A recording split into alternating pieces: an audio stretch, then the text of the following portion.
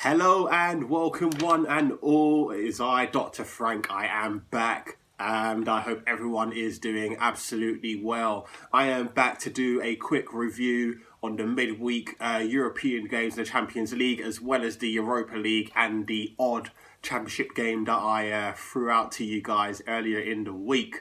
If you remember rightly, I actually looked at 14 games this midweek.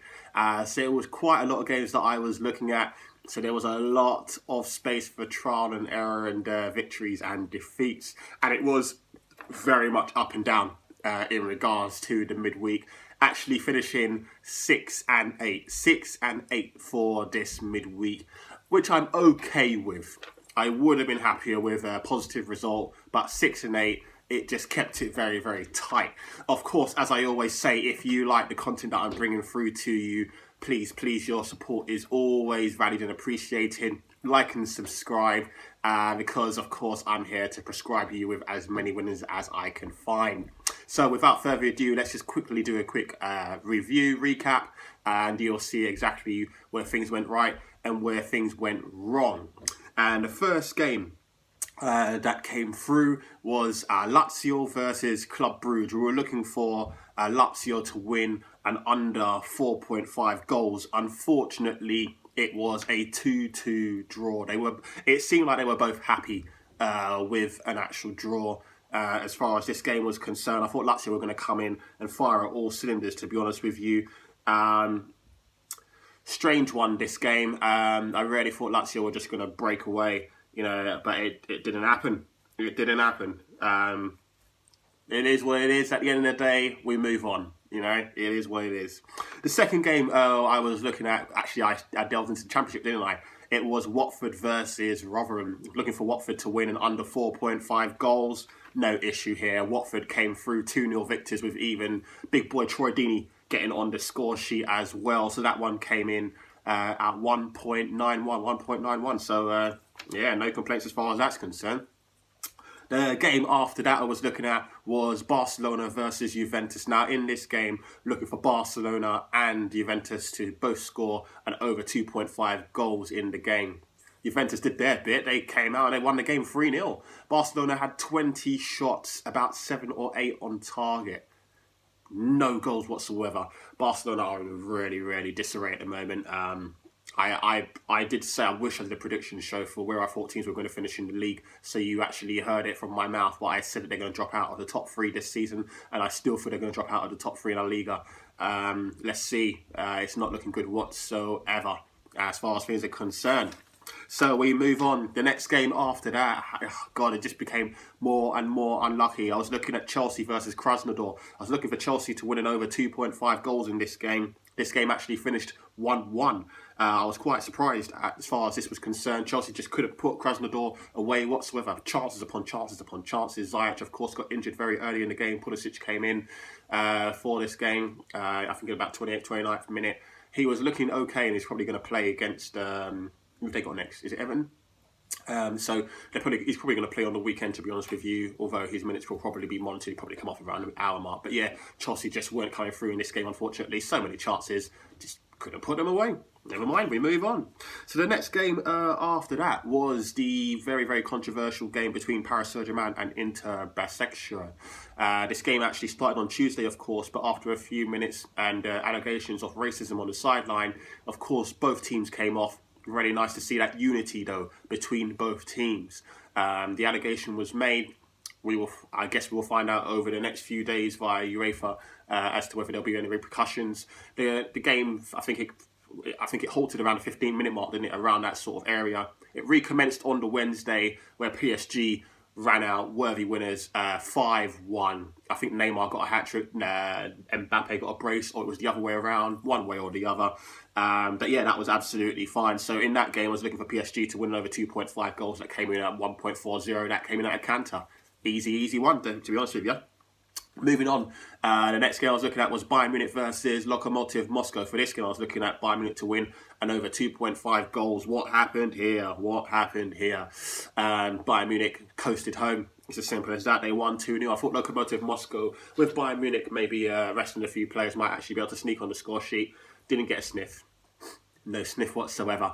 Bayern Munich came through this game, so unfortunately that one did not come through either. But they were all tight. That's the thing. All of these that did not come through were incredibly tight. Moving on, we had Man City versus Marseille. Man City at home versus Marseille. I was looking for both teams to score here and over 2.5 goals. Man City did their bit. Absolutely fine. Getting on the score sheet. Aguero back on the score sheet as well. Winning 3-0 here. So that was no issue whatsoever. Dimitri Payet actually had the ball in the net, but he was offside. How frustrating.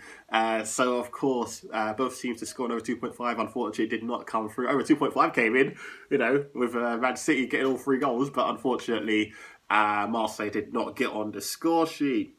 Again, oh my God, carbon copy here. I had Olympiacos. I was looking at Olympiacos versus Porto, and I was looking for both teams to score. Simple as that. Porto just ran out 2-0 winners in this game. I was actually thinking Porto were going to do a job on Olympiacos beforehand, but I thought Olympiacos would at least get on the score sheet. Was not the case whatsoever. So what can you do? There we go again. So we were looking at Real Madrid as well. Real Madrid versus Borussia Mönchengladbach. Just looking for both teams to score. Again, we know about Real Madrid's frailties at the back at this present moment in time. Of course, no Sergio Ramos. But they tightened up. I don't know how they did it. They tightened up. But Borussia Mönchengladbach were knocking on the door many a times. And they just couldn't get through with Real Madrid running out 2-0 winners. So saw quite a few defeats as far as that was concerned, but things turned around when we turned into the Europa League, I tell you. And the first game I was looking at that came through was Dundalk versus Arsenal. I said Arsenal were going to win the game, but I said Dundalk were going to win. And that came in at 3.0. 3.0.